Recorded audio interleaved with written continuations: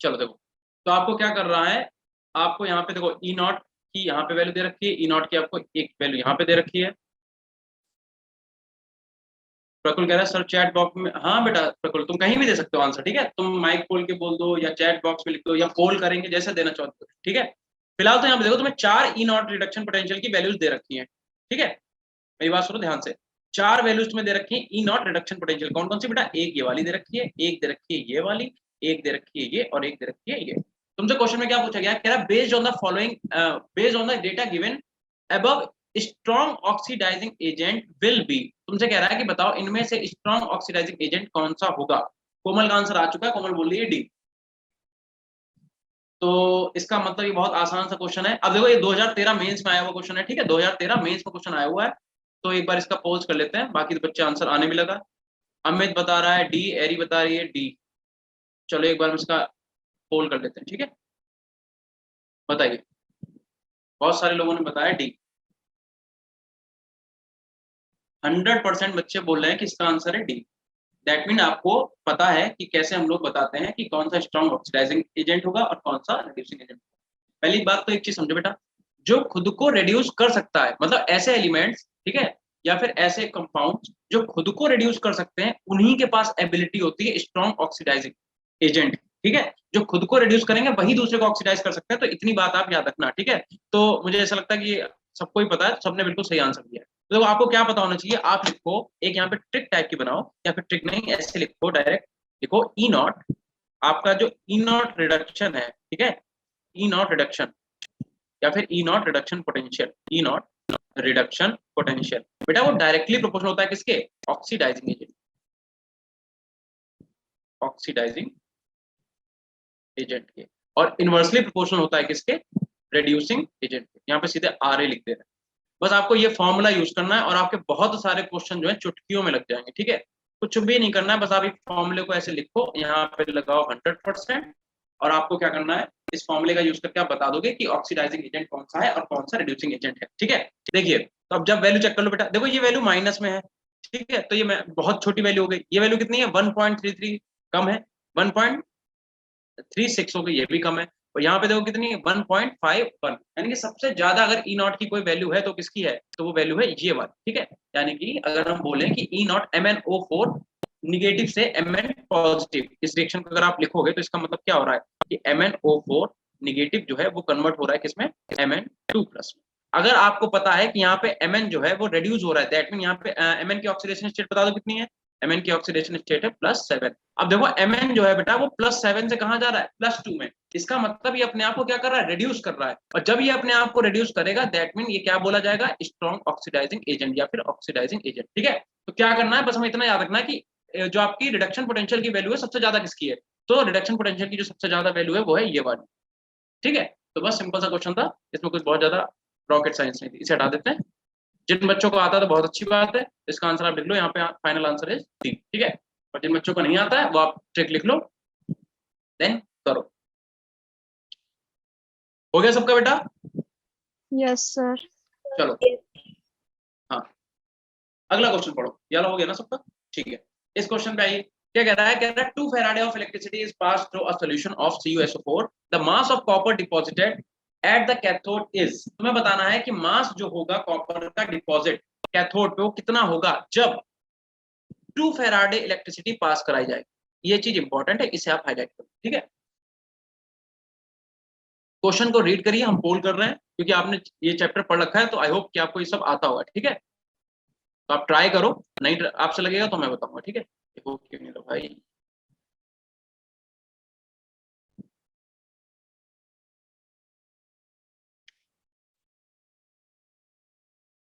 Faraday option B, Bharti कह रही है ऑप्शन बी। हाँ बेटा क्या कह रहा हो, प्रकुल बता रहा है 94 होता है, 96500 होता है।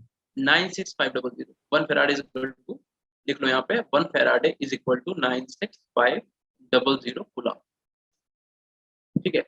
बी आंसर आ रहा है भाई, बहुत सारे बच्चों का बी आंसर आ रहा है।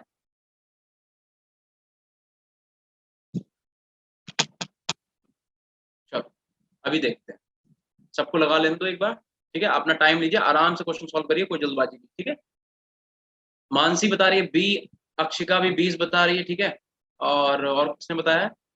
संजना ने भी बी बता दिया है, और जागृति ने भी बी बताया है, बाकी प्रकुल ने भी बताया, कोमल भी, दीक्षिका भी। ठीक है, तो इसका मतलब तुम लोगों को ये क्वेश्चन आता है, राइट? देखो यार, अगर आपको ये क्वेश्चन लगाना है तो आपको सबसे पहले पता होना चाहिए कि 1 Faraday is equal to 96500 coulomb, but इस क्वेश्चन में इसकी कोई नीड है नहीं, ठीक है? आपको पता होना चाहिए, बट यहाँ पे हम इसका यूज नहीं करेंगे। देखो, कोई बता सकता है बेटा 1 फैराडे इज इक्वल टू होता क्या है? एक्चुअल में 1 फैराडे का मतलब क्या होता है? किसी को पता है? आप माइक ओपन करके बोलो, 1 तो फैराडे इज इक्वल टू क्या होता है? बताइए, क्या बोल रहे हैं बेटा? तो 1 मोल में कितना चार्ज होता है?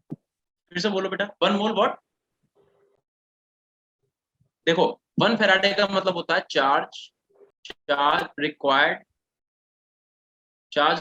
टू डिपॉजिट, ठीक है? Charge required to deposit 1 gram equivalent mass, 1 gram equivalent mass. किसी को इक्विवेलेंट मास का बेटा फॉर्मूला पता है क्या? पता है इक्विवेलेंट मास क्या होता है?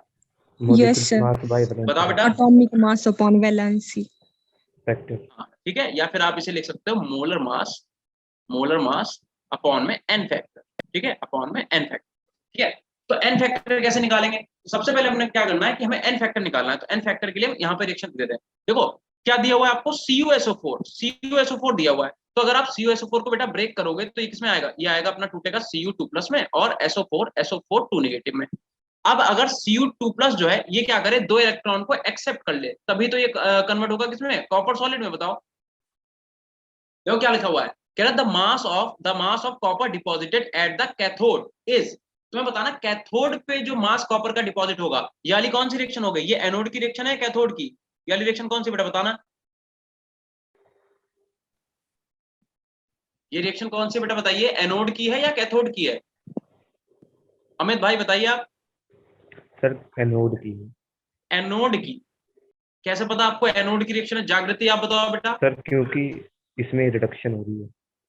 अच्छा, एनोड पे रिडक्शन होता है, तो बेटा सर आप एक काम करो, सॉरी आप यहाँ ऑक्सीडेशन पे एक होती है। ट्रिक लिखो, ऑक्सीडेशन। हो जाता है कभी कभी, ठीक है? आप यहाँ पे एक ट्रिक लिखो, सब लोग एक ट्रिक लिखिए यहाँ पे। अगर तुम्हें याद नहीं रहता है कि एनोड पे कौन सी रिएक्शन होती है और कैथोड पे, तो यहाँ पे एक ट्रिक लिखो, लिखो an ox and red cat, an ox red cat. An का मतलब एनोड, एन का मतलब क्या होता है? एनोड।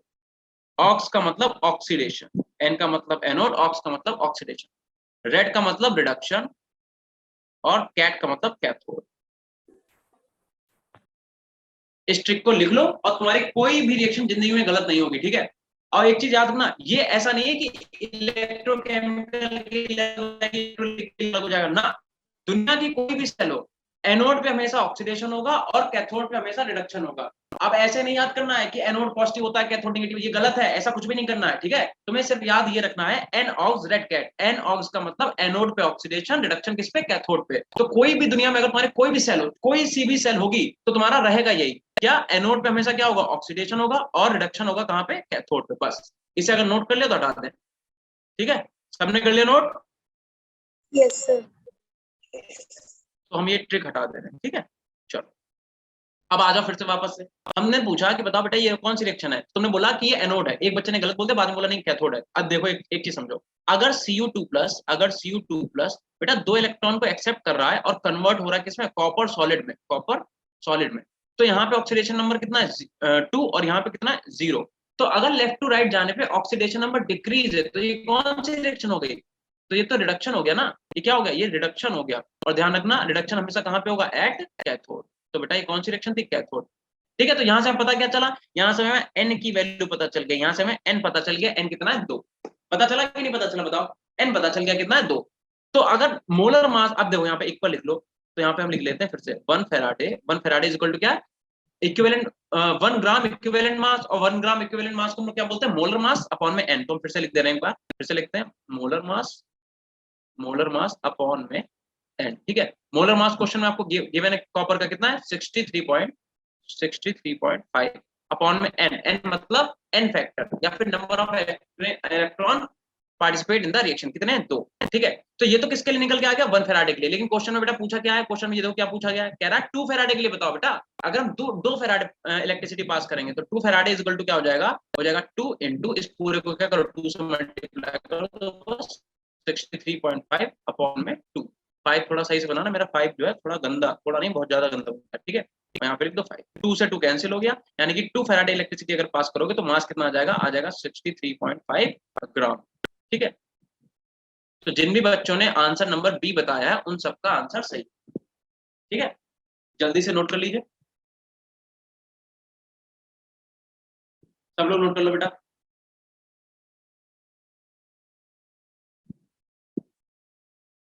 जल्दी से नोट कर लीजिए सब लोग बेटा। 2015 मेंस में क्वेश्चन पूछा गया है, ठीक है।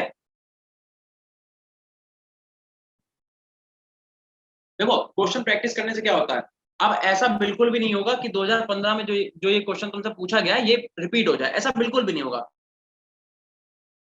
क्वेश्चन आप लगाने से क्या जो है वो सॉल्व हो जाते हैं, है ना। एक ही क्वेश्चन में कई सारे तुम्हारे कॉन्सेप्ट छुपे हुए हैं, तो एक क्वेश्चन को लगाने से क्या होता है हमारे 5 क्वेश्चन और लग जाते हैं। तो अगर ये नहीं पूछा जाएगा तो इसके टाइप का जैसा भी पूछा जाएगा तुम्हारा लग जाएगा। हो गया सबका? Yes, sir. चलो, और इस बार से सब लोग आंसर देना, ठीक है। कुछ ही बच्चे 4 ही 5 बच्चे गिनती के हैं जो आंसर देते रहते हैं, बाकी सब शांति से बैठे रहते हैं। तो आप अपने नुकसान कर रहे हो बेटा, अगर आप शांति से बैठ रहे हो तो अपना नुकसान कर रहे हो आप। चलो अब आ जाओ इस वाले क्वेश्चन पे, क्या कह रहा है क्वेश्चन पहले रीड करो।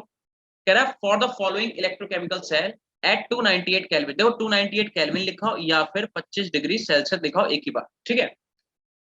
कह रहा है तुम्हें एक रिएक्शन दे रखी है, कह रही प्लेटिनम सॉलिड और क्या कह रहा है H2 जो है तुम्हारी गैस वो कन्वर्ट हो रही है किसमें H पॉजिटिव में, फिर आगे बीच में सॉल्ट ब्रिज, और M4 पॉजिटिव कन्वर्ट हो रहा है M2 पॉजिटिव। M मतलब कोई भी मेटल होगा, यहाँ पे हमें नहीं पता कौन सा मेटल है। और ये तुम्हें पूरी रिएक्शन दे रखी है, कौन सी, ये वाली और ये इधर, ये पूरी फुल रिएक्शन है, ठीक है। सेल रिप्रेजेंटेशन तुम्हें गिवन है। तुम्हें क्वेश्चन में क्या दिया हुआ है, एक तो तुम्हें ई सेल दिया है, ई नॉट सेल नहीं दिया, ध्यान रखना ई सेल दिया हुआ है। और तुम्हें क्या कर रहा क्या बोला है कि M2 प्लस अपॉन में M4 प्लस की वैल्यू डायरेक्ट तुम्हें दे रखी है कितनी 10 टू द पावर x। और क्वेश्चन में क्या गिवन है, ई नॉट वैल्यू जो दे रखी है वो भी तुम्हें गिवन है, ठीक है। और बस ये तुम्हें वैल्यू गिवन है। अब तुम्हें बताना है, बताओ x की वैल्यूज बताओ, करके दिखाओ बेटा। 2016 एडवांस में क्वेश्चन पूछा गया है, ठीक है, आपके एग्जाम का ही क्वेश्चन है, करके बताइए। टाइम लीजिए अपना, ठीक है। हम पोल कर रहे हैं सब लोग इसे, और कोई तुक्का मत मानना क्योंकि तुक्के वाले क्वेश्चन नहीं होते बेटा, ठीक है।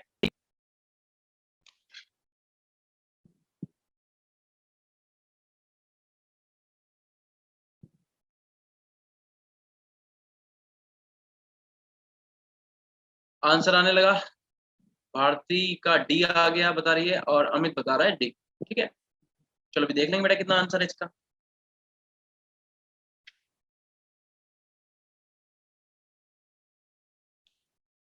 17% बच्चे बोल रहे हैं पहला, 17% बोल रहे हैं दूसरा, थर्ड पे कोई नहीं गया, और 71% बोल रहे हैं बच्चे फोर्थ वाला। अब 78 हो गए, मतलब 78% बच्चों को लगता है कि D is the right answer. देखो बेटा अभी हम आपसे बोलेंगे हमें दिखाओ, तो आपको कैमरा खोल के अपनी कॉपी पे दिखाना पड़ेगा कहाँ सॉल्व करा, क्योंकि ये तो प्रीवियस क्वेश्चन है, ये आपको नेट पे मिल जाएंगे। आप देख के बता दो कोई मतलब नहीं है, ठीक है। आपकी प्रैक्टिस तभी होगी जब इन्हें आप खुद सॉल्व करोगे। चलो भाई पोल को एंड करते हैं फिलहाल, तो पोल को एंड करते हैं। सर अभी सोल्व कर रहे हैं। हाँ बेटा सर अभी सोल्व कर रहे हैं 2 मिनट, मतलब 2 मिनट नहीं, हाफ मतलब हाँ आप आराम से मिनट। सॉल्व करिए, ठीक है। सॉल्व करके मुझे बताओ कि इसका सही आंसर क्या है, ठीक है। अपना टाइम लीजिए, आराम से सॉल्व करिए, कोई जल्दबाजी नहीं है।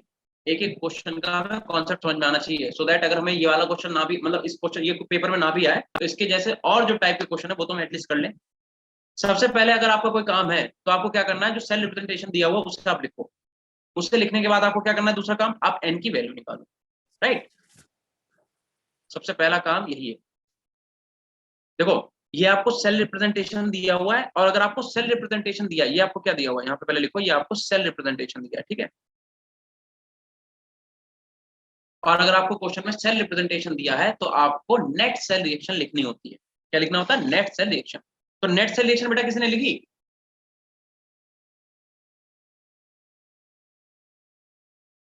देखो चलो मैं एक बार इसे फिर से लिखते हैं, आपको हम समझाते हैं आपको नेट सेल रिएक्शन लिखनी कैसे। मान लो प्लेटिनम इधर है और फिर यहाँ पे क्या लिखा हुआ है H2 आपकी गैस है, आपको प्रेशर दे रखा है 1 बार, और बेटा जो दिया हुआ है वो आपको नोट करना है, ठीक है।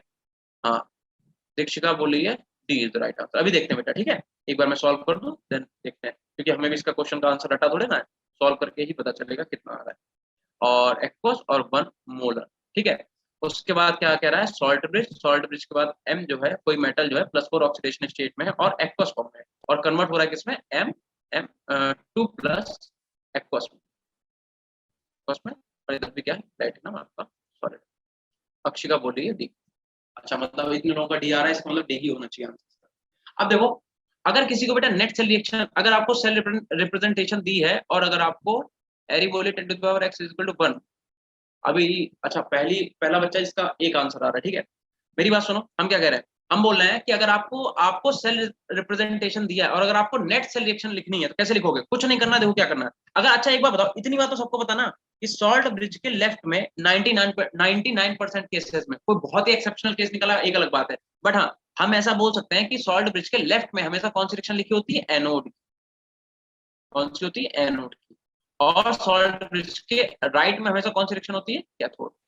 इतनी बात तो आपको पता होगी। अब अगर आपको ये पता तो आपको ये भी पता होगा कि एनोड पे हमेशा क्या होता है, ऑक्सीडेशन, और कैथोड पे हमेशा क्या होता है, रिडक्शन।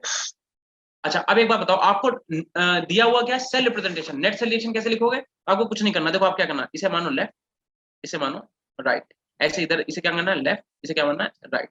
अब आपको कुछ नहीं करना है, लेफ्ट में आप लेफ्ट ऐड कर दो और राइट में आप राइट ऐड कर दो, बस सिंपल, कुछ भी नहीं करना। देखो इसका मतलब क्या बोल रहे हैं, हम बोल रहे हैं कि H2 और H2 क्या है, गैस है ना, तो H2 ही लिखा रहने देते हैं, H2 प्लस लेफ्ट में लेफ्ट, यानी कि क्या हो जाएगा, M4+ गिव्स क्या हो जाएगा आपका H+ और प्लस M किस फॉर्म में, +2 में, क्या आ जाएगा +2।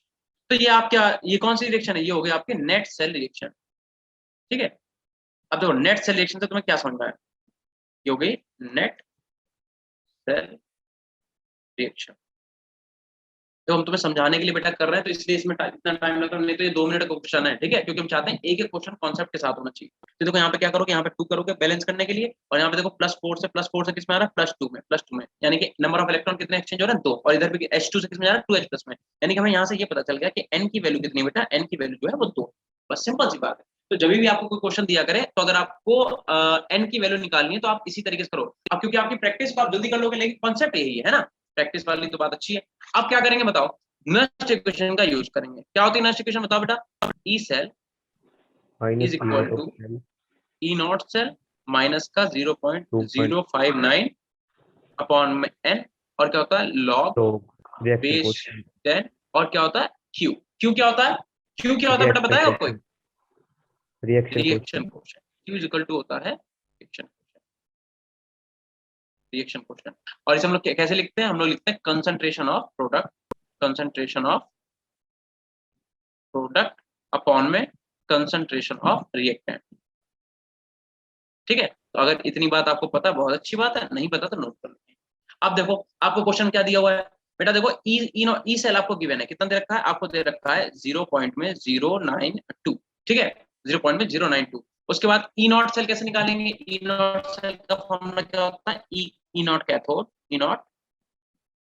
कैथोड माइनस का ई नॉट एनोड, ठीक है, और माइनस का 0.059, एन हमने कितना निकाला, एन यहाँ से देख लो कितना निकाला 2, ठीक है, और यहाँ पे क्या आ जाएगा लॉग। और अब देखो क्यू का मतलब कंसंट्रेशन ऑफ प्रोडक्ट में बेटा देखो कौन कौन सी चीजें हैं, प्रोडक्ट में H+ भी है और M2+ भी है, और रिएक्टेंट में ये दोनों है। तो देखो यानी कि कंसंट्रेशन किसकी लिखेंगे यहाँ पे हम लोग, H+ की, यानी कि H की कंसंट्रेशन, क्योंकि उसका स्टोइकोमेट्रिक 2 है तो क्या करेंगे 2 पावर में, ठीक है, और M2+ की कंसंट्रेशन, ठीक है।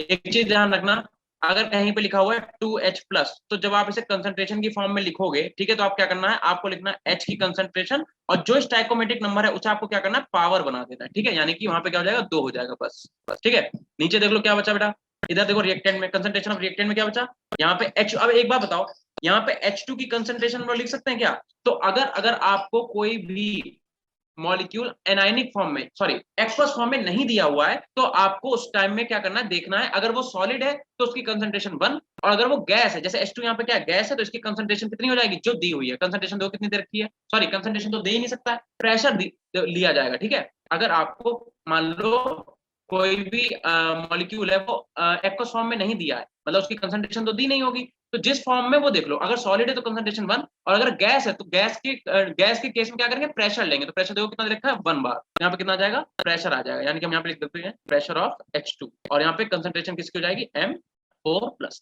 ठीक है, अब बस हमें क्या करना, वैल्यूज पुट करनी है, तो यहाँ पे देख लो आप, इसे थोड़ा सा ऐसे कर लो। ठीक है, देखो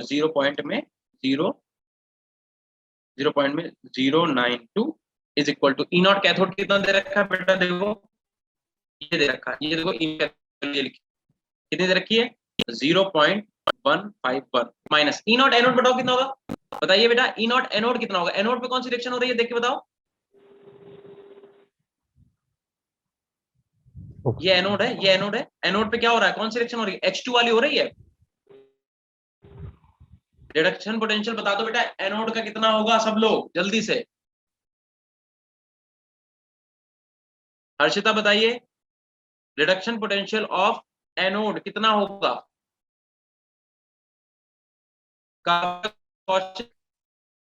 भाई अभी तक सब चैट में मैसेज कर रहे हैं, तुम लोगों ने आंसर कितना होगा, सर वॉइस क्लियर नहीं आ रही आपकी। जीरो कौन बोल रहा है बेटा, क्या नाम है बेटा आपका,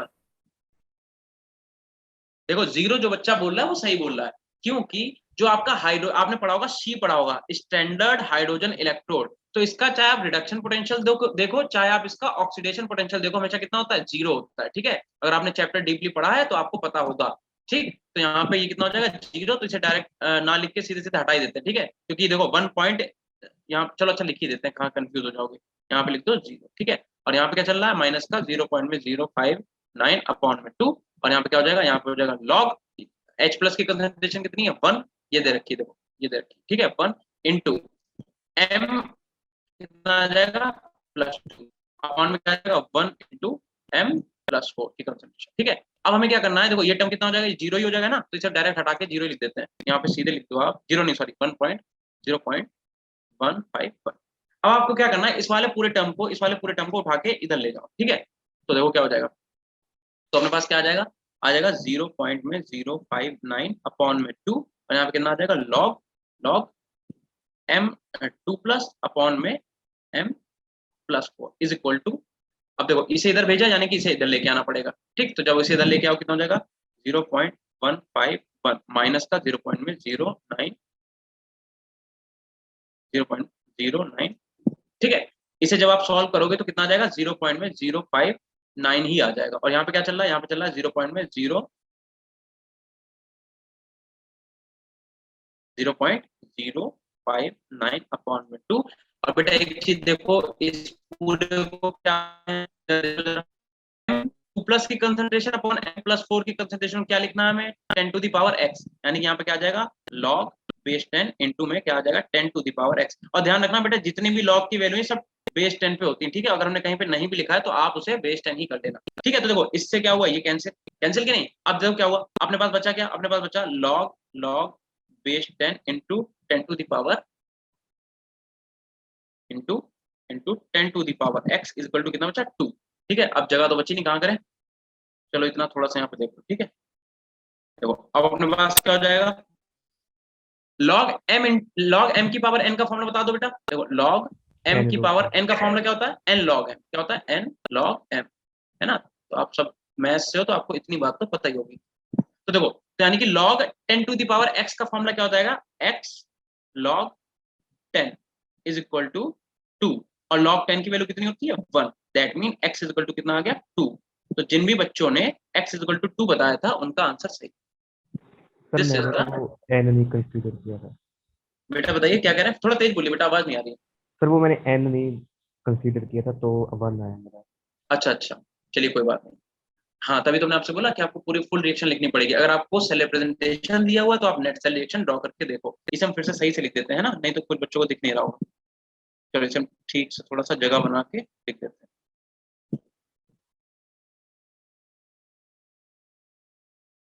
देखो कितना था अपने पास था लॉग बेस 10 होता ही है ना, बार बार लिखने का मतलब नहीं है, बट चलो कोई बात नहीं। एक्स और बाकी क्या था अपने पास, 10⁻x इंटू में क्या था, 10⁻x इज इक्वल टू कितना था, 2।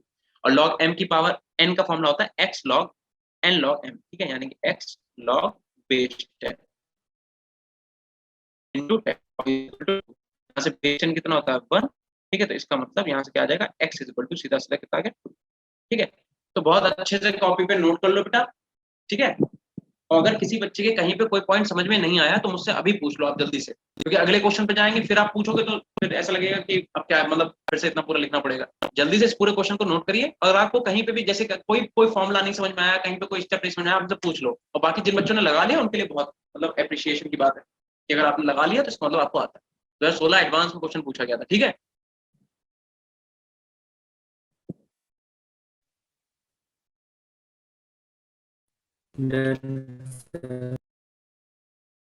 ठीक है बेटा, बाकी सबका हो गया, Yes.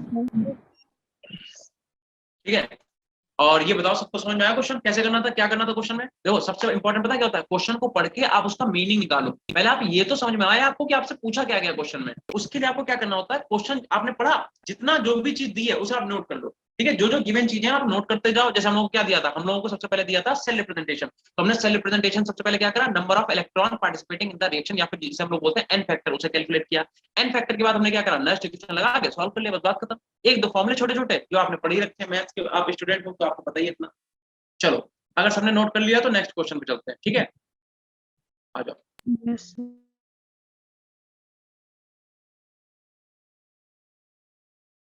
चलो क्वेश्चन पढ़िए ध्यान से, और आपको हम 2 मिनट का टाइम देते हैं और हम देते हैं पोल कर दे रहे हैं, आप बताओ।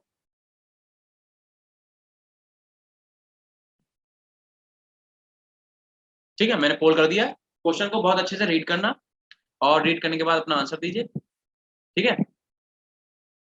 ध्यान से खूब पढ़ना, ठीक बेटा।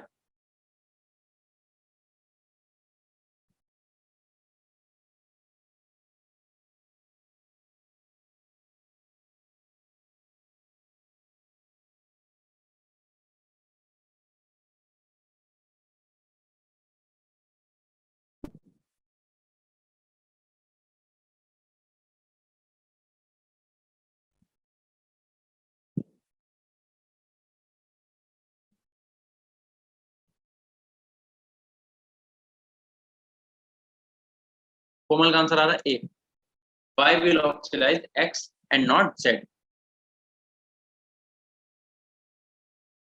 ठीक है। बाकी सबका एक बार आंसर आ जाने देते हैं, ठीक है।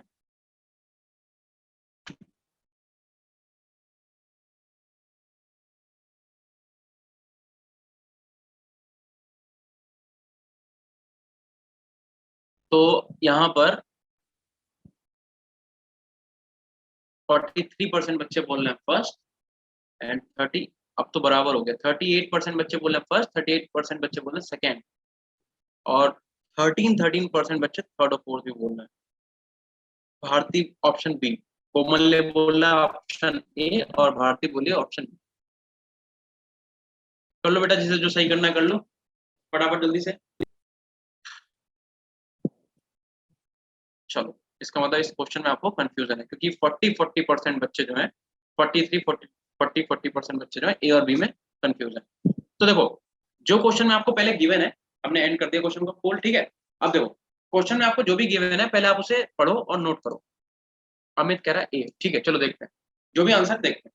चलो सिंपल सी बात है, आपको क्वेश्चन में कुछ गिवन है, क्या गिवन है, ये वैल्यू आपको गिवन है। क्या कह रहा है कि जो रिडक्शन पोटेंशियल है, जो रिडक्शन पोटेंशियल है, उसका ऑर्डर आपको दे रखा है कि z का सबसे ज्यादा, देन y का, और सबसे कम किसका, x का।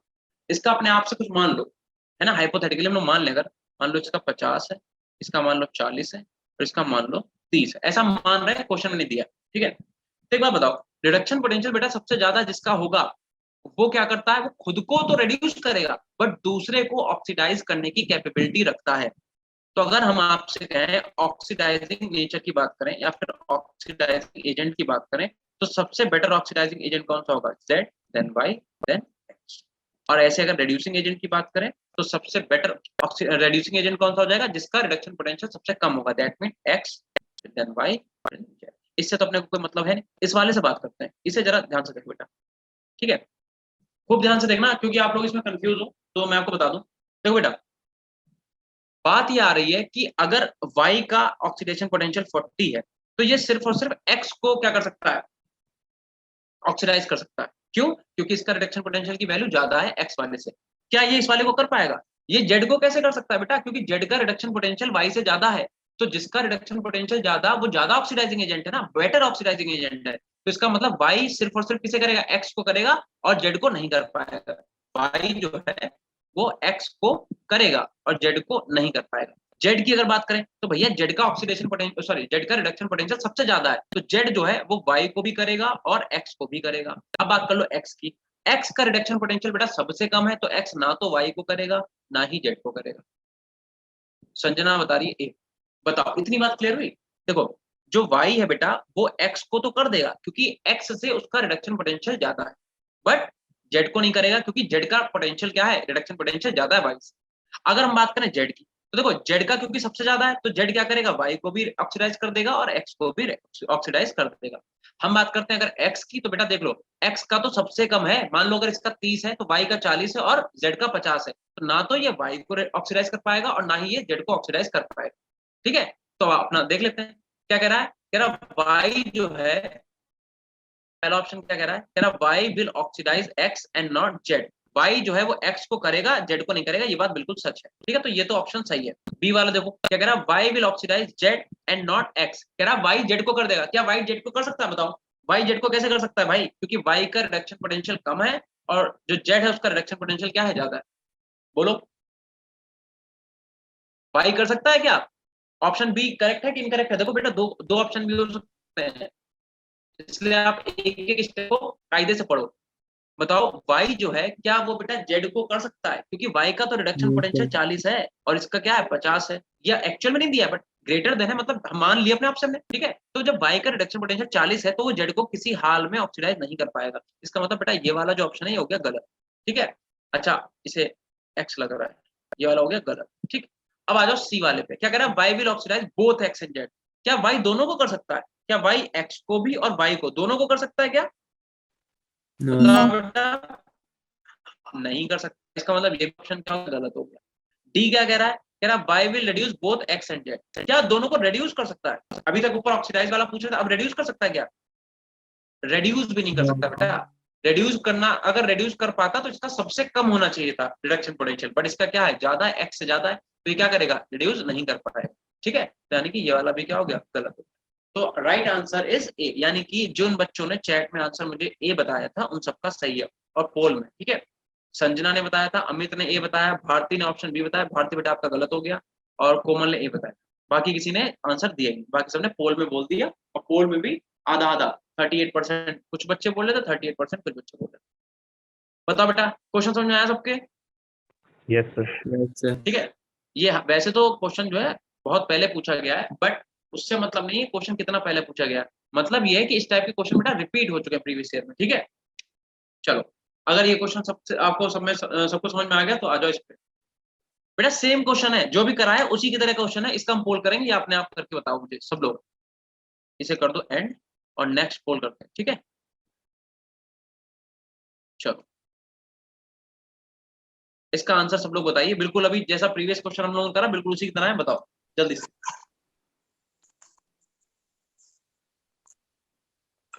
रिडक्शन पोटेंशियल सबसे ज्यादा है एक्स का, फिर है जेड का, फिर है वाई का।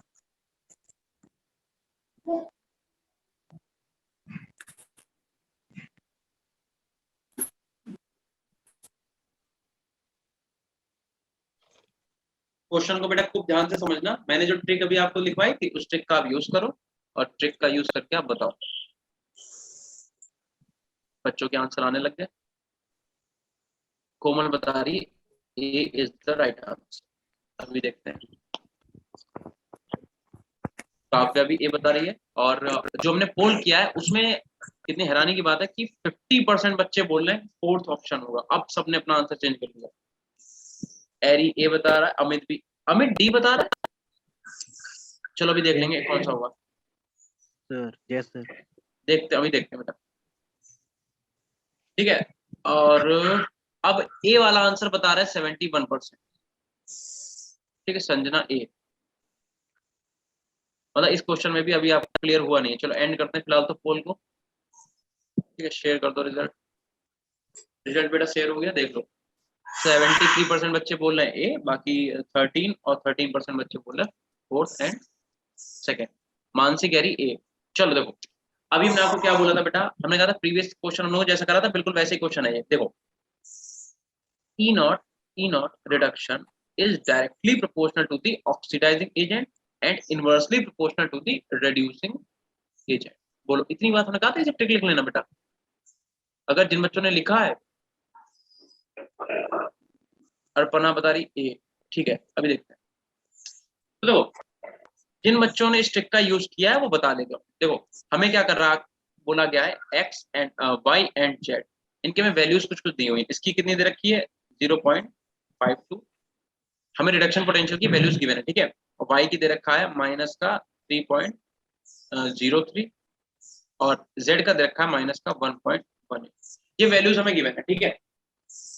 और ये वैल्यूज किसकी दी है, रिडक्शन पोटेंशियल, ये आरपी है, ठीक है, रिडक्शन पोटेंशियल, ठीक है। और आपको पता है कि रिडक्शन पोटेंशियल की वैल्यू जिसकी सबसे ज्यादा होगी वो ऑक्सीडाइजिंग एजेंट का, अगर हम ऑर्डर लिखें ऑक्सीडाइजिंग एजेंट का, तो रिडक्शन पोटेंशियल सबसे ज्यादा जिसका होगा वो सबसे ज्यादा ऑक्सीडाइजिंग नेचर का होगा। इन दोनों में से बेटा बड़ी वैल्यू कौन सी है, वाई और जेड में बड़ी वैल्यू कौन सी है, जेड, यानी कि उसके बाद कौन सा आ जाएगा, जेड, और सबसे छोटी वैल्यू कौन सी हो गई, वाई, है ना। क्योंकि माइनस का 3.01 मतलब बहुत छोटी वैल्यू हो गई, और माइनस का 1.18 मतलब बड़ी वैल्यू हो गई, as compare to the minus 3.303। आप मैथ के स्टूडेंट हो, इतना तो आपको पता ही है, ठीक है। अच्छा, ये ऑर्डर बेटा किसका, ऑक्सीडाइजिंग एजेंट का ऑर्डर है ना, ये हमसे थोड़ा ना पूछा गया है। क्वेश्चन देखो क्या कह रहा है, क्वेश्चन में कह रहा है the order of, colour change कर लो, कह रहा है the order of reducing power. आपसे बोला रिड्यूसिंग पावर का ऑर्डर बताओ, यानी कि आपसे आरपी पूछा है, रिड्यूसिंग पावर या फिर रिड्यूसिंग एजेंट लिख लो, एक ही बात, ठीक है। रिड्यूसिंग एजेंट का ऑर्डर पूछा है। देखो बता दो, रिड्यूसिंग एजेंट का ऑर्डर बता दो फटाफट। सबसे कम जिसका होगा आरपी, रिडक्शन पोटेंशियल सबसे कम किसका है, वाई का, तो उसका रिड्यूसिंग नेचर क्या होगा, सबसे ज्यादा, यानी कि वाई का रिड्यूसिंग नेचर क्या होगा, सबसे ज्यादा। उसके बाद किसका आएगा बेटा, जेड का, क्योंकि इसके बाद सबसे कम किसका है, जेड का, ठीक है। और सबसे ज्यादा किसका है, एक्स का, तो ये आ जाएगा सबसे बाद में। यानी कि जिन बच्चों ने वाई जेड एक्स बताया, वाई जेड एक्स कहाँ है, वाई जेड एक्स है ए वाला, ठीक है। Y Z X is the right answer. तो जिन बच्चों ने वाई जेड एक्स बताया उनका आंसर सही, ठीक है। अमित, तुमने इस बार बेटा गलत बता दिया आंसर, तुम डी बता रहे थे, डी कैसे हो जाएगा बेटा। देखो, जो छोटी छोटी ट्रिक लिखवाया कर उसे नोट करा करो बेटा, ठीक है। ऐसे नहीं देख लिया हाँ याद हो गया, देखने से कुछ याद नहीं होता है, ठीक है। हम भी अगर एक फॉर्मूले को 20 बार लिखते हैं तब हमें जाके याद होता है, ठीक है। तो इसलिए जो भी हम तुम्हें ट्रिक लिखवाएं, फॉर्मूला लिखवाएं, उसे याद करो, लिखो बार बार, तब तुम्हें याद होगा, ठीक है। इस ट्रिक को लिखो, देखो सिंपल सी बात है। इससे देखो दो क्वेश्चन हो रहा है। अगर ई नॉट आर सबसे ज्यादा है, डायरेक्टली प्रश्न मतलब क्या है, जिसका ज्यादा उसका ऑक्सीडाइजिंग नेचर ज्यादा, और जिसका ई नॉट आर ज्यादा उसका रिड्यूसिंग नेचर कम। तो हमें वैल्यूज दे रखी थी, एक्स की वैल्यू में ये दे रखी है, वाई के में ये गिवन है, और जेड के में ये गिवन है। तो हमने क्या करा, हमने पहले ऑक्सीडाइजिंग एजेंट, अब देखो इससे तुम्हारे दो क्वेश्चन बन गए कि नहीं बन गए। अगर तुमसे ऑक्सीडाइजिंग नेचर पूछा जाता तब भी तो तुम बता देते, बताते कि नहीं बताते, ठीक है। बट हमसे क्या पूछा गया, रिड्यूसिंग नेचर, तो ये अपना आंसर, ठीक है। तो आंसर कौन सा था अपने पास, A, answer number A is the right answer. सबके समझ में आया बेटा। Yes, sir. तो चले नेक्स्ट क्वेश्चन पे। Yes Yes, sir. अगर किसी के समझ में ना आया हो तो बेटा बता देना, ठीक है, जबरदस्ती वाला कोई काम नहीं।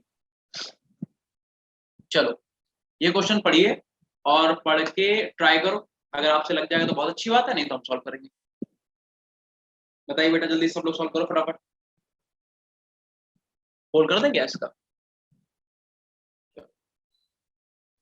नो सर, सर अभी नहीं करना, क्वेश्चन पढ़े। ठीक है, तो ट्राई कर लो, क्वेश्चन ट्राई कर लो, फिर सोल्व करते हैं। क्वेश्चन ट्राई कर लो, लगाओ आराम से, फिर बताओ।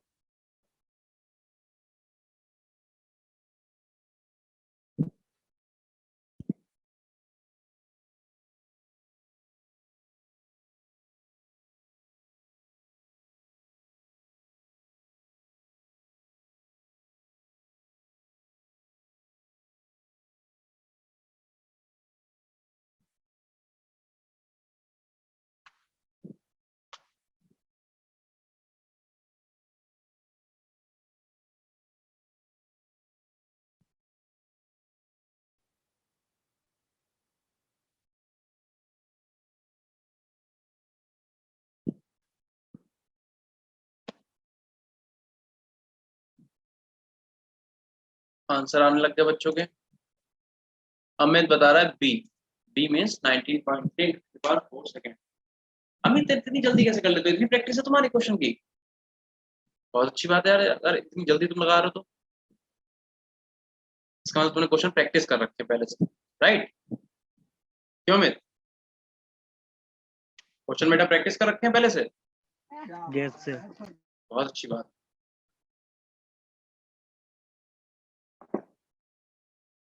चलो अच्छा, अब एक ही बच्चे ने आंसर बताया, बाकी लोगों ने बताया अभी तक?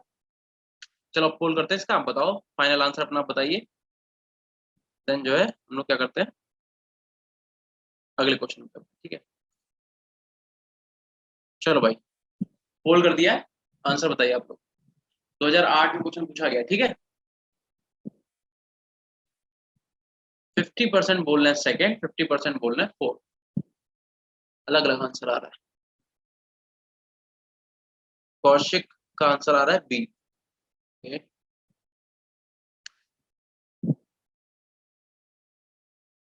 कोमल का भी बी आ रहा है।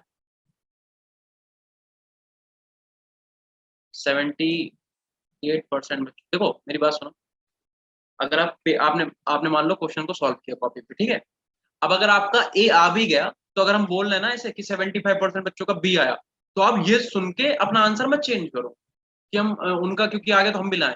आपका जो है वो आया है ना, परफेक्शन नहीं, मतलब ये नहीं होता कि परफेक्ट एकदम आप हो जाओ, आप गलती करो, किसने मना करा? गलती करो, सीखो, फिर से लगाओ, ठीक है? तो अगर आपका ए आ रहा तो आप ए पे रहो कि हमारा ए आया है, बस बात खत्म। अगर हमने कहीं गलती की अभी हम बता देंगे, चेक कर लेना कहाँ पे गलती हुई है। ये नहीं हमने बोला 75% बच्चों का बी आ रहा है तो तुरंत आंसर तुरंत चेंज कर दो पोल में, अरे नहीं ये वाला नहीं, ये वाला करो, ऐसा नहीं करा, ठीक है? चलो इसे फिलहाल तो हटाते हैं, एंड करते हैं पोल। अच्छा, इसमें बहुत सारे बच्चों का आंसर जो है बी आ रहा है। तो देखो पहले तो एक चीज समझो, क्वेश्चन को पहले पढ़ो, ठीक है? और पढ़ के कुछ बातें नोट करो। क्या कह रहा है? Electrolysis of dilute aqueous NaCl, ठीक है? अंजना का आ रहा है 3, 3 मींस अच्छा सी, ओके, ठीक है? तो क्वेश्चन को रीड करो, कह रहा है electrolysis of dilute aqueous NaCl solution was carried out, Akshika का भी, ठीक है? अब बेटा देखो इधर, electrolysis of dilute aqueous NaCl solution was carried out by passing 10 milliampere current. कह रहा the time required to liberate 0.01 mole of H2 gas at cathode is, आपको बताना टाइम, ठीक है? तो देखो एक चीज तो यहाँ से क्लियर हो गई कि अपने पास फॉर्मूला कौन सा होता है। अब कौन है भाई? वैशाली का ऑप्शन बी आ रहा है, अच्छा मतलब लगा लिया आपने, ठीक है? तो देखो अपने पास फॉर्मूला होता है W इक्वल टू क्या होता है, Z इंटू Q, ठीक है? और जिन बच्चों को पता है कि Q इक्वल टू क्या होता है I इंटू T, तो यहाँ से T निकला है ना, यानी क्या हो गया Z इंटू में I इंटू में T, हमें T निकालना है। और Z क्या होता है? Z होता है इक्विवेलेंट वेट अपॉन में फैराडे कांस्टेंट, ठीक है? इंटू में I इंटू में T। क्वेश्चन लगाने को तो बहुत जल्दी लगा सकते हैं ना, तो बता दो ना 1 मिनट का क्वेश्चन नहीं, लेकिन हमें आपको कुछ इसमें समझाना है ताकि आपका यही नहीं आगे के जो भी क्वेश्चन है वो भी सही हो जाए, ठीक है? अब देखो वैसे तो हमें दिख ही रहा है कि वेट कितना दे रखा है क्वेश्चन में, वेट कितना दे रखा है, कहाँ गया वेट, कहाँ है? 0. No sir, NaCl। हाँ ठीक तो है।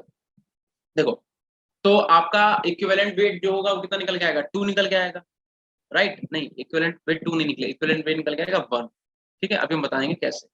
और फैराडे कांस्टेंट कितना दे रखा है, 96500 इंटू आई कितना दे रखा है, आई दे रखा है 10, और इंटू में टी आपको निकालना है, और ये आपको दे रखा है मोल ऑफ H2 गैस, तो इसका भी वेट हम लोगों को निकालना पड़ेगा, ठीक है? देखो अच्छा अब मेरी बात सुनो, सबसे पहले तो ये बताओ कि कौन सी सेल है बेटा, इलेक्ट्रोलिटिक सेल, ठीक है? या फिर कह रहे हो इलेक्ट्रोलिसिस करा रहे हैं, सॉरी इलेक्ट्रोलिटिक सेल नहीं, इलेक्ट्रोलिसिस करा रहे हैं हम लोग किसकी, एक्वस NaCl की, ठीक है? तो एक बात बताओ, अगर हम बात करते हैं एक्वस NaCl, तो ध्यान से सुनना, एक्वस NaCl, तो एक्वस NaCl के अंदर बेटा क्या क्या होगा, एक तो आपके पास Na पॉजिटिव होगा, ठीक है? Cl नेगेटिव होगा, और एक्वस से आपको क्या मिलेगा, H पॉजिटिव मिलेगा और OH नेगेटिव मिलेगा, ठीक है? तो अब बात ये आती है कि यहाँ पे आपके पास 2 कैटायन है और 2 एनायन, राइट? 2 कैटायन है और आप 2 एनायन, ठीक है? हमें कैसे पता चलेगा कौन सा कैटायन जो है वो लिबरेट होगा और कौन सा एनायन जो है वो लिबरेट होगा, मतलब जो है माइग्रेट कौन सा करेगा, कौन सा कैटायन माइग्रेट करेगा और कौन सा एनायन माइग्रेट करेगा? तो बताओ तुम लोगों ने क्या पढ़ रखा है इसके लिए बेटा, कैसे पता आपको कि Na में और कोमल कह रही है सर इक्विवेलेंट वेट जो है 0.02 ग्राम आएगा, राइट। ठीक है, अभी निकालेंगे सर। देखो बेटा मैं क्या बोल रहा हूँ, हम तुमसे कह रहे हैं कि बताओ एक्वस NaCl में Na पॉजिटिव है, Cl नेगेटिव है और H पॉजिटिव OH नेगेटिव है, तो हमें कैसे पता चलेगा कौन सा आयन माइग्रेट करेगा एनोड पे और कौन सा आयन माइग्रेट करेगा कैथोड पे? क्योंकि हमें ये पता है कि आपका जो एनायन है, ए से क्या होता है एनायन और ए से क्या होता है एनोड, एनायन जाएगा एनोड पे और जो आपका जो कैटायन है, कैटायन कहाँ जाएगा कैथोड पे। ये बात तुम्हें पता है, लेकिन एनायन अपने पास 2 हैं तो कौन सा एनायन जाएगा, और ऐसे ही कैटायन अपने पास 2 हैं तो कौन सा जाएगा। तो बताओ तुम लोगों ने इसके लिए क्या पढ़ रखा है बेटा, कैसे पता आपको, आपने कैसे करा, ये याद किया क्वेश्चन कैसे करा बताओ, बताओ भाई आपको कैसे पता कि Na+ और H+ में से कौन सा माइग्रेट करेगा कैटायन, और Cl नेगेटिव और OH नेगेटिव में से कौन सा माइग्रेट करेगा, कैसे पता आपको ये बात? अरे सोल्व भाई भी नहीं किया सर, बेटा सोल्व भी नहीं क्या किया बोल रहे सर, हो, आपकी आवाज ही नहीं आ रही बेटा, थोड़ा तेज सोल्व बोलिए भी नहीं प्लीज। किया सर। अच्छा सॉल्व ही नहीं किया, जिन्होंने किया वो लोग बताओ ना बेटा फिर। देखो अगर आपके इसका ये मान लो सोल्यूशन है, ठीक है, और इसके अंदर हम कह रहे हैं कि इसके अंदर बेटा देखो Na+ है, Na+ और Cl नेगेटिव है और अपने पास H+ है और OH नेगेटिव है, तो हमें कैसे पता चलेगा कौन सा एनोड पे जाएगा कौन सा कैथोड पे जाएगा? मान लो अगर अभी के लिए हम बोल दें कि मान लो कि ये एनोड है, ठीक है, और मान लो ये वाला कैथोड है, मान ले रहे हैं, तो हमें कैसे पता चलेगा Cl नेगेटिव एनोड पे जाएगा या OH नेगेटिव एनोड पे जाएगा या फिर Na+ एनोड पे जाएगा या फिर H+ एनोड पे जाएगा, बता सकता है कोई? तो इसके लिए आपने पढ़ा होगा PDT। PDT का मतलब preferential discharge theory, preferential discharge theory. देखो जब ऐसी कंडीशन क्रिएट होती है जब आपके पास 2 कैटायन और 2 एनायन आ जाते हैं, तो हमें वहां पे ये देखना होता है कि कौन सा कैटायन माइग्रेट करेगा और कौन सा एनायन माइग्रेट करेगा। कैटायन माइग्रेट करेगा कैथोड पे, एनायन माइग्रेट करेगा एनोड पे, बट कौन सा, ठीक है। तो उसके लिए बेटा कुछ रूल्स है ना, तो अगर आपने पढ़ रखा है तो बहुत अच्छी बात है, और अगर आपने नहीं पढ़ रखा है तो आप लिख लो। अभी यहीं पे आप क्या करो, केस बना के लिख लो। केस फर्स्ट लिखो बेटा, इन केस ऑफ कैटायन, लिखो in case of cation. Cation के केस में क्या होगा, फिर देखो जिसका E0 रिडक्शन ज्यादा होगा वही माइग्रेट करेगा।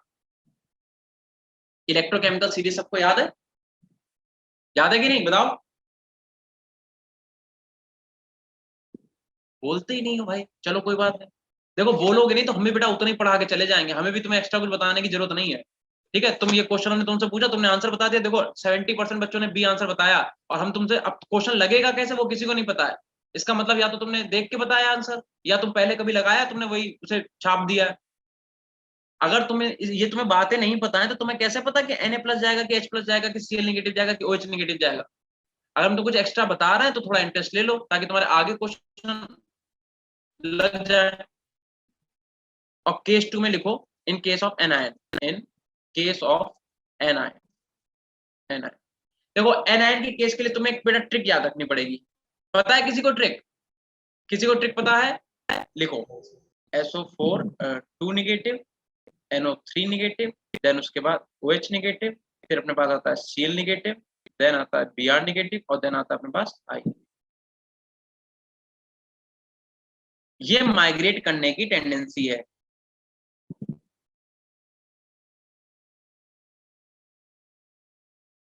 एनायन के माइग्रेट करने की ये टेंडेंसी का ऑर्डर है, ठीक है। और इसे याद करने की एक ट्रिक हम तुम्हें बता रहे हैं, अपने पास जल्दी से नोट करो, क्योंकि बेटा अगर तुमने ये वाला क्वेश्चन लगा भी लिया तो इस टाइप का दूसरा आएगा जहां पे 2 एनायन और 2 कैटायन होंगे, तब नहीं कर पाओगे, ठीक है। ट्रिक क्या है? स्नो स्नो ओ CBI, स्नो ओ CBI, ये ट्रिक, ठीक है। स्नो ओ CBI, ये OH है, ठीक है, थोड़ा गंदा सा है ना दिख रहा है, ये OH, इसे सही कर लो, OH OH, ठीक है। अब तुम बता दोगे, अब देखना सबका आंसर आएगा। देखो बेटा Cl नेगेटिव दिखा तुम्हें और तुम्हें क्या दिखा, OH नेगेटिव। तो बताओ Cl नेगेटिव और OH नेगेटिव में माइग्रेट करने की टेंडेंसी किसकी ज्यादा है, Cl नेगेटिव की OH नेगेटिव की? जल्दी बताओ। Cl negative. Cl नेगेटिव की। अभी भी देखो एक ही बच्चा बोला Cl नेगेटिव की माइग्रेट करने की टेंडेंसी ज्यादा है, ठीक है, किससे? OH नेगेटिव के। हमें पता चल गया, इसका मतलब यहाँ पे जो Cl नेगेटिव है वो क्या करेगा, एनोड पे जाएगा और तुम्हें Cl2 गैस देगा, ठीक है। और Na+ और H+। अब अगर तुम्हें इलेक्ट्रोकेमिकल सीरीज बेटा याद है तो बहुत अच्छी बात है, नहीं याद है तो याद करना। Na+ और H+ में जो है H+ का रिडक्शन पोटेंशियल ज्यादा होता है, इसलिए यहाँ पे कौन जाएगा, H+। समझे, समझे कि नहीं समझे? लेकिन नंबर ऑफ इलेक्ट्रॉन जो है वो कितने एक्सचेंज होंगे, वो 2 ही एक्सचेंज होंगे, क्योंकि 2H+ क्या करेगा, 2H+ 2 इलेक्ट्रॉन एक्सेप्ट करके H2 में कन्वर्ट हो जाएगा, और ऐसे 2Cl- जो है वो क्या करेंगे, 2 इलेक्ट्रॉन को एक्सेप्ट करेंगे और कन्वर्ट हो जाएंगे किसमें, Cl2 गैस में। ठीक है, तो ये रिएक्शन नहीं लेता फिलहाल। जल्दी से बेटा ऐसे नोट कर लो ट्रिक को कहीं पे। एक हम तुमसे बता तो रहे, एक क्वेश्चन से बेटा बहुत सारे क्वेश्चन, हम ये ऐसे वाले क्वेश्चन उठा के लाए हैं ताकि तुम्हें एक ही चीज में बहुत सारी चीजें बता दें। ठीक है, जल्दी से नोट करो, ट्रिक याद रखना, SNOOCBI। ठीक है, जल्दी से लिखो फटाफट, फिर क्वेश्चन पे चलते हैं अपने। प्रेफरेंशियल डिस्चार्ज थ्योरी बेटा इलेक्ट्रोकेमिस्ट्री पढ़ी नहीं पढ़ी आपने?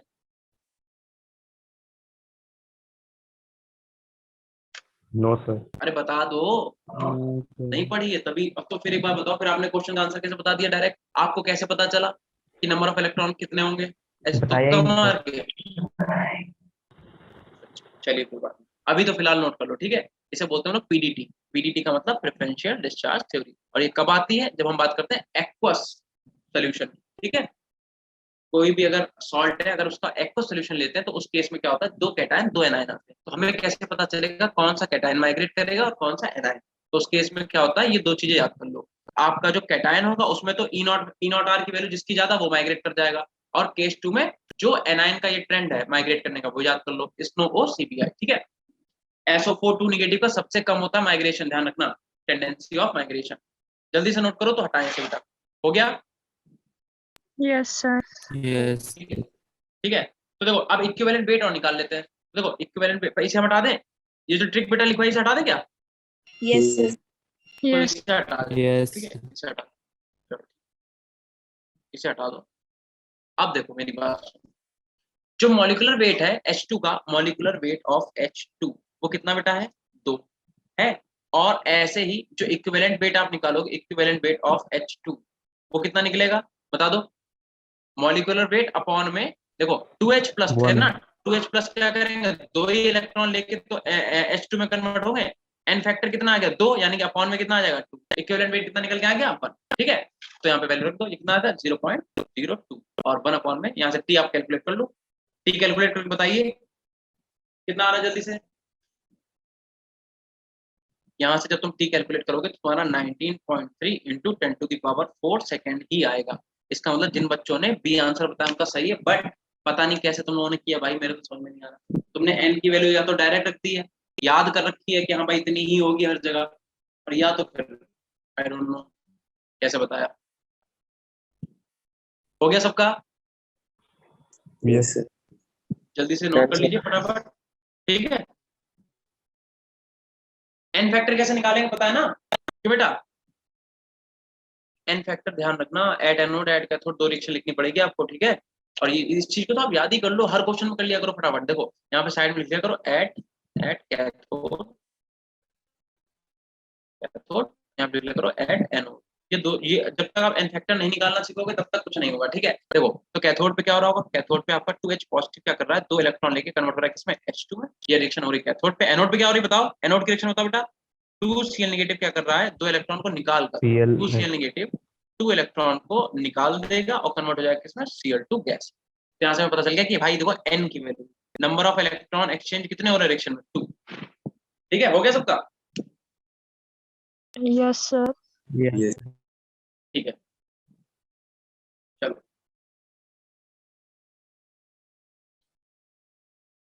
क्वेश्चन पढ़ो बेटा। कह रहा इन द, यही है ना, हाँ ठीक है, कह रहा इन द इलेक्ट्रोलिटिक सेल, कह रहा flow of electron is form in the electrolytic cell. Electrolytic cell आपको पता होनी चाहिए क्या होती है, और कह रहा है the flow of electron is from, cathode से एनोड की तरफ होगा, कैथोड टू एनोड होगा थ्रू एक्सटर्नल सप्लाई, कैथोड से एनोड की तरफ होगा इंटरनल सप्लाई, या फिर एनोड से कैथोड की तरफ होगा बाय इंटरनल सप्लाई।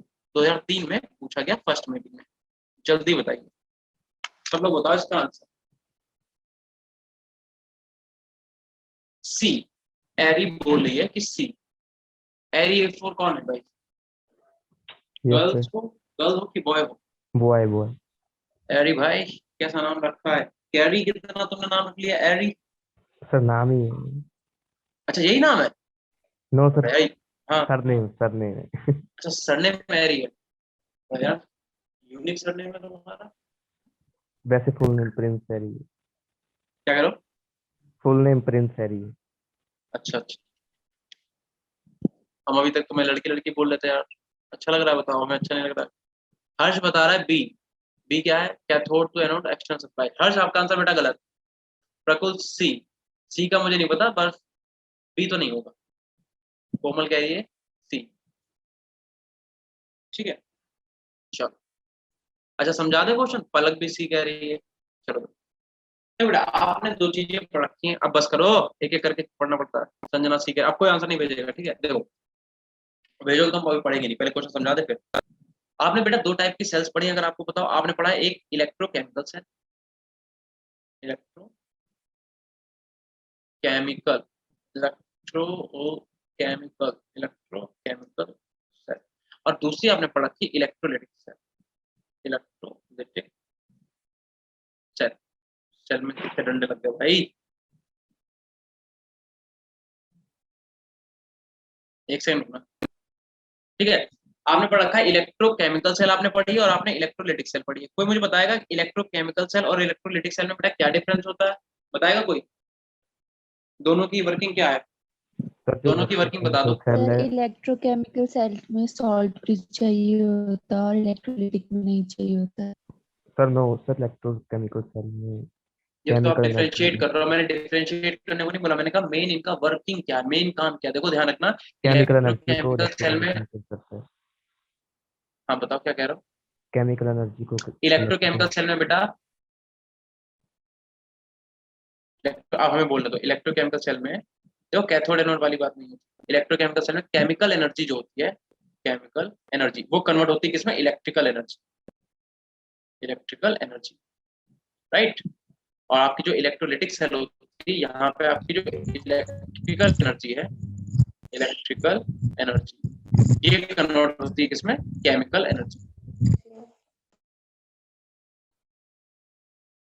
बस इतनी सी बात। अगर आपको ये डिफरेंस पता है तो इसका मतलब आपको ये क्वेश्चन आता है। देखो अगर हम आपसे कहें कि आप इलेक्ट्रोकेमिकल सेल बनाओ, गैल्वेनिक सेल, वोल्टेइक सेल, ये सब किसके एग्जांपल है? इलेक्ट्रोकेमिकल सेल की तो है। तो इसमें क्या होता है, हमें दो बीकर को सेपरेट करना पड़ता है, ठीक है? मान लो एक बीकर हमने ये ले लिया, एक बीकर मैंने ले लिया ये वाला, ठीक है? और दोनों को हमने सेपरेट कर दिया। और मान लो फॉर एग्जांपल मैं क्या कर रहा हूँ, इसे निगेटिव, इसे, या फिर ऐसा रहता है निगेटिव पॉजिटिव क्या होता है, हम इसे मान लेते हैं एनोड, इसे मान लेते हैं कैथोड, ठीक है? अब अगर आपने इलेक्ट्रोकेमिकल सेल पढ़ी है तो आपको पता होगा इलेक्ट्रोकेमिकल सेल के केस में इस पे क्या होता है? निगेटिव साइन, इस पे कैसा? पॉजिटिव, ठीक है? इलेक्ट्रॉन का ट्रांसफर बेटा कहाँ से होगा? इलेक्ट्रॉन का ट्रांसफर होगा निगेटिव से पॉजिटिव की तरफ। अगर आपने यहाँ पे बल्ब लगा दी, इलेक्ट्रॉन जब इस वायर में से मूव करेगा तो एक बल्ब क्या करेगा? जलेगा। यानी कि आपने जो यहाँ पे केमिकल भरा था वो केमिकल किस में कन्वर्ट हो गया? इलेक्ट्रिकल एनर्जी, ठीक है? केमिकल का यूज करके केमिकल एनर्जी को हमने कन्वर्ट कर दिया किसमें? इलेक्ट्रिकल एनर्जी में। पर अब यहाँ पे एक चीज देखो, इलेक्ट्रॉन बेटा कहाँ जा रहा है? इंटरनली जा रहा है कि एक्सटर्नली जा रहा है? क्या इलेक्ट्रॉन तुम्हारा इस सोल्यूशन में से इसमें जा रहा है? Okay, external.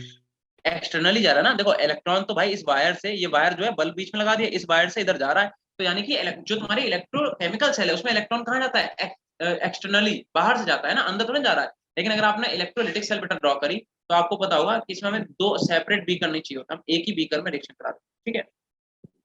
ठीक है, अगर आपने इलेक्ट्रोकेमिस्ट्री पढ़ रखा है, इसे हम क्या करें अपने कन्वीनियंट के लिए, देखो जरूरी नहीं है लेफ्ट वाले को एनोड ही माने, बट हाँ हम अपने समझने के लिए हम ऐसा करेंगे तो हमें पता है कि हम क्वेश्चन को आसानी से कर लेंगे। तो अगर आप भी ऐसे करो, है ना? तो हमने क्या करा, एनोड को मान लिया लेफ्ट वाला और कैथोड मान लिया राइट वाले को। फिर हम क्या करेंगे, इन्हें हमें पावर सप्लाई बेटा देनी पड़ती है, ध्यान रखना, इन्हें पावर सप्लाई देनी पड़ती है। इसका मतलब ये हुआ अगर पावर सप्लाई दोगे तो ये हो गया पॉजिटिव, ये हो गया पॉजिटिव, ये हो गया निगेटिव, ठीक है? क्योंकि ये क्या होता है, देखो टर्मिनल का साइन तो पता ही है बैटरी का आपको, ये वाला होता है पॉजिटिव, ये होता है निगेटिव।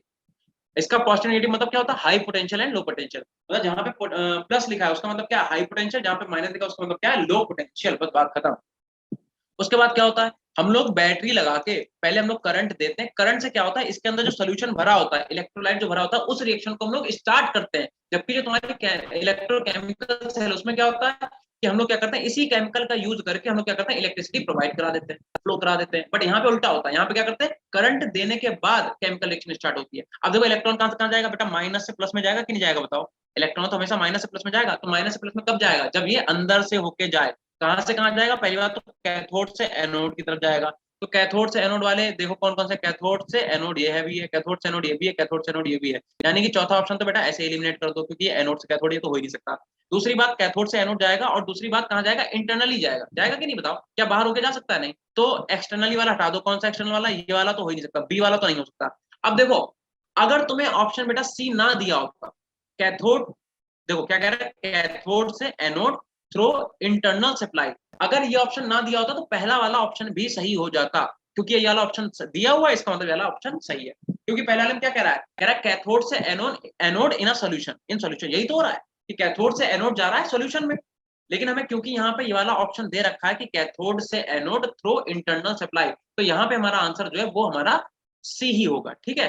बट अगर आपसे ये वाला वैसा वाला क्वेश्चन होता है MSQ वाला, मतलब यहाँ पे दो भी आपके आंसर सही हो सकते थे, तो इसका ए और सी दोनों आंसर सही होते हैं, ठीक है। तो जो बच्चे सी आंसर दे रहे थे उनका भी गलत है एक तरीके से देखा जाए तो, क्योंकि वैसे तो इसमें बोला नहीं है कौन सा टाइप है। अगर MCQ है तो कोई दिक्कत नहीं है, तो आपका सी वाला ही होगा। अगर MSQ है तो आपका सी भी सही होता, ए भी सही होता, कि कैथोड से एनोड जाएगा इन अ सॉल्यूशन, ये भी बात सही है, सॉल्यूशन में तो ट्रांसफर हो इलेक्ट्रॉन का, और दूसरी बात कैथोड से एनोड जाएगा थ्रू इंटरनल सप्लाई, दोनों ही बातें सही। हो गया बेटा, यस यस सर। यस चलो। सर।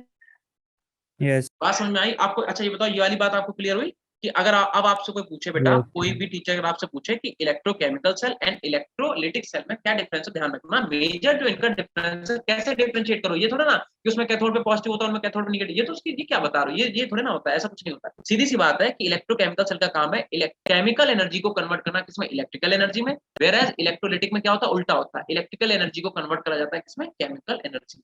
इलेक्ट्रिसिटी का यूज करके केमिकल रिएक्शन को स्टार्ट करते हैं, वेयरएज इलेक्ट्रोकेमिकल सेल में केमिकल एनर्जी को हम लोग कन्वर्ट कर देते हैं किसमें, इलेक्ट्रिकल एनर्जी। चलो अगले क्वेश्चन पे आ जाओ भाई। ये क्वेश्चन देखो और आप ये क्वेश्चन मुझे करके दिखाओ, बहुत सिंपल है। कह रहा है आपको बताना है ये जो आपको ये सेल रिएक्शन दी हुई है, सेल रिएक्शन, इसके लिए आपको करेक्ट सेल रिप्रेजेंटेशन बताना है, क्या होगा जल्दी बताओ, जल्दी से बता दो। पहले तो आप रिएक्शन में बेटा देखो H2 जो है जीरो से H पे देखो H पे कोई जब चार्ज नहीं है, इसका मतलब ऑक्सीडेशन स्टेट कितनी, जीरो, और जीरो से कहां जा रहा है बेटा, ये +1 में, मतलब ये क्या हो रहा है, ऑक्सीडेशन। पहली बात Ag कहां जा रहा है, Ag दो, यहाँ पे Ag किसमें है, +1 में है, और Ag +1 से किसमें जा रहा है, जीरो में। यहाँ पे क्या हो रहा है, रिडक्शन हो रहा है। पहले तो इतना ही पता कर लिया। अब अगर ऑक्सीडेशन हो रहा है तो देखो हमें क्या होता है, बीच में सॉल्ट ब्रिज, और सॉल्ट ब्रिज के लेफ्ट में बेटा क्या होता है, हमेशा ऑक्सीडेशन या फिर एनोड वाली रिएक्शन। कौन सी, एनोड, और एनोड पे हमेशा क्या होता है, ऑक्सीडेशन। तो देखो रिएक्शन लिख लो, ऑक्सीडेशन किसका हो रहा है, ये वाले का, यानी कि जो हाफ H2 है तुम्हारा, हाफ H2 वो कन्वर्ट हो रहा है किसमें, H+ में, H+ एक्वस में, ठीक है। तो ये वाली रिएक्शन होगी लेफ्ट, और राइट में कौन सी रिएक्शन होगी, राइट में बेटा रिएक्शन हो जाएगी कि आपका जो AgCl है वो कन्वर्ट हो रहा है किसमें, Ag सॉलिड, ठीक है। तो ये सेल रिप्रेजेंटेशन देख लो कहाँ से। अब क्योंकि एक बात तुम लोगों को पता होगा कि बेटा हाइड्रोजन क्या है, हाइड्रोजन कोई मेटल तो है नहीं, तो इसके लिए हम लोग एक इनर्ट मेटल यूज करते हैं, प्लेटिनम। बात खत्म। देख लो कौन कहाँ प्लेटिनम यूज हुआ है, इसमें नहीं हुआ, हटा दो इसे, गलत हो गया। कोई आंसर दे रहा है, काव्या कह रही सी। अभी देखते हैं बेटा काव्या, ठीक है। तो पहला वाला तो नहीं हो सकता, कोई और आंसर दे रहा है, संजना बता रही सी। देखते हैं, देखो इसमें बेटा ये देखो H2 जो है वो HCl में कन्वर्ट हो रहा है, विच इज राइट, सही है, सॉल्यूशन भी है, कोई बात नहीं। यहाँ देखो AgNO3 कहाँ से आ गया भाई, AgNO3 तो है ही नहीं अपने पास, तो AgCl है ना। और देखो ये भी नहीं हो सकता, क्योंकि देखो ये तो H2 जो है वो, ये KCl कहाँ से आ गया, KCl तो है ही नहीं रिएक्शन में, ये भी नहीं हो सकता, ठीक है। तो आंसर जो है वो सी जो है वो सही है। जिन बच्चों ने सी आंसर दिया है उनका सही है। कोमल, हर्ष, ठीक है, कोमल ने भी दिया, हर्ष ने भी दिया है, बहुत सारे बच्चों ने दिया, ठीक है। कोमल ने दिया, हर्ष ने दिया, प्रकुल ने दिया सी। सी कितनी बार लिखते प्रकुल? अच्छा काव्य, आप अच्छा ठीक है, सॉरी काव्य, मैं काव्य बोलता था, सॉरी काव्य, आई एम सो सॉरी, मुझे लगा काव्य है, कोई बात, हो जाता है कभी, ठीक है। तो देखो समझ गए बेटा, ये इसका समझ में आया। अगर आपको कुछ नहीं करना भाई, तो कुछ भी नहीं करना होता, बहुत सिंपल है। इतना ध्यान रखो, जो सॉल्ट ब्रिज है, सॉल्ट ब्रिज, उसके लेफ्ट में हमेशा क्या होगा, एनोड, और एनोड पे हमेशा क्या होगा, ऑक्सीडेशन। फॉर्मूला क्या बताया हमने, रेड कैट एनऑक्स रेड कैट, ठीक है। चलो ये क्वेश्चन हो गया ना सबका, सिंपल था, बहुत सिंपल था। आया भी तो कब है, 1980 का, लेकिन कभी कभी पूछ लेते हैं बेटा, ध्यान रखना किसी भी चीज को हल्के में नहीं लेना। तुम पेपर जिस एग्जाम की तैयारी कर रहे हो ना, तो वो उस एग्जाम को ये मत सोचना अरे ये तो आएगा नहीं, ऐसा कुछ नहीं, कभी भी कुछ भी आ सकता है, ठीक है। और मेन बात ये नहीं है, मेन बात है आपके कॉन्सेप्ट क्लियर करने। आप जब चैप्टर स्टार्ट करोगे तो इन क्वेश्चन से तो करोगे, पता चला आपको सेल रिप्रेजेंटेशन लिखना ही नहीं आता, तो आप नेक्स्ट इक्वेशन कैसे लगाओगे। अगर नेक्स्ट इक्वेशन वाला कोई क्वेश्चन आ भी गया तो आप कर ही नहीं पाओगे, क्यों, क्योंकि आपको सेल रिप्रेजेंटेशन ही नहीं आता होगा, ठीक है बेटा। अगला Yes. बोले, चलो और भी एक क्वेश्चन इसके बाद, लास्ट क्वेश्चन है, ट्राई करो बेटा, बहुत आसान सा क्वेश्चन है, जल्दी से बताइए, ये ट्राई करो, बहुत ही सिंपल सा क्वेश्चन है। आपने ये मतलब क्लास में प्रैक्टिस करा होगा, जब इलेक्ट्रोकेमिस्ट्री पढ़ा होगा तभी आपने क्वेश्चन प्रैक्टिस करा होगा। जल्दी से बताइए, पोल मैंने लॉन्च कर दिया, आंसर बताइए कितना है।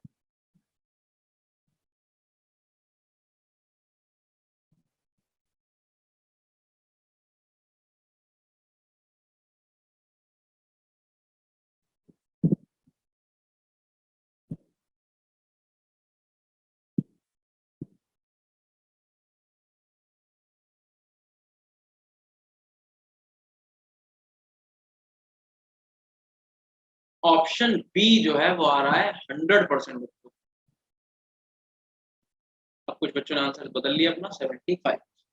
चलो देख लेते हैं, इसमें इतना 80% बच्चों का आंसर बी आ रहा है, 83 हो गए, 86 हो गए, अरे बस बस स्टॉप। देखो क्या करना है, क्वेश्चन में तुम्हें बेटा रिएक्शन दे रखी है, ये लिखी हुई रिएक्शन, ठीक है, ये रिएक्शन लिखी हुई है बस, यानी कि तुम्हें क्लियरली पता है Fe2+ किस में जा रहा है, Fe में, यानी +2 से 0 में। मतलब देखो यहाँ पे क्या हो रहा होगा, अगर हम लिखते हैं एट कैथोड, संजना, ठीक है बेटा, सी आ रहा है, संजना का सी आ रहा है, अभी चेक कर लेंगे।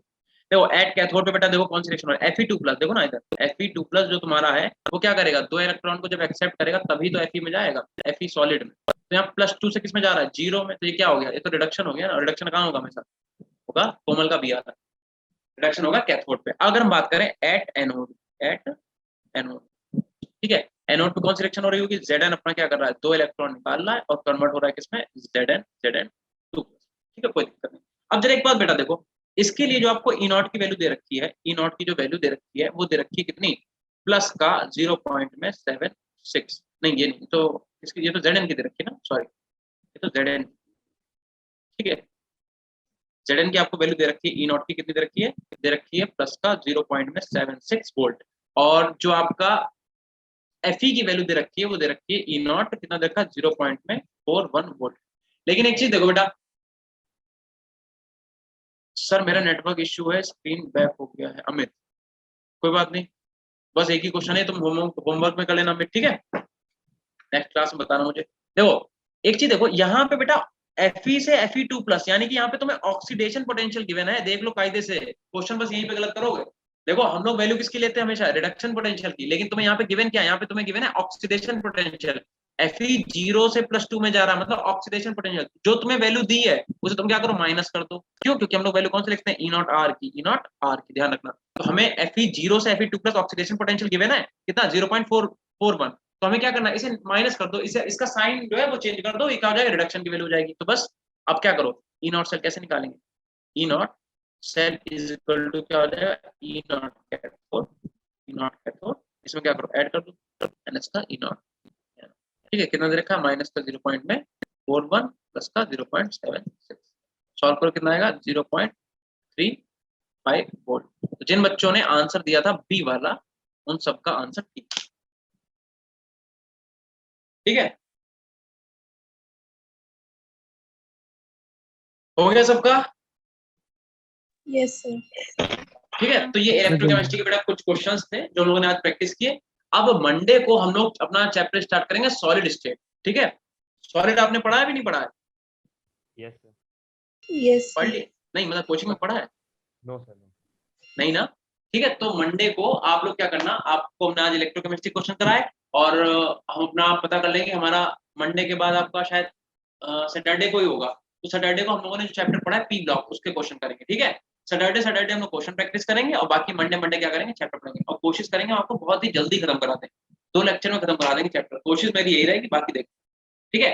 तो हमारा जो मंडे को लेक्चर आएगा उसमें हम लोग पढ़ेंगे सॉलिड स्टेट, और आप इस क्वेश्चन को अच्छे से, ये जो मैंने कराया इनमें ट्रिक जो बताई स्पेशल, ठीक है, उन्हें आप नोट कर लेना और खूब अच्छे से इन क्वेश्चंस की प्रैक्टिस करना, ठीक है। तो बस आज के लिए इतने रखते हैं। Thank you sir. Good night. ठीक है, good night to all. Good night sir.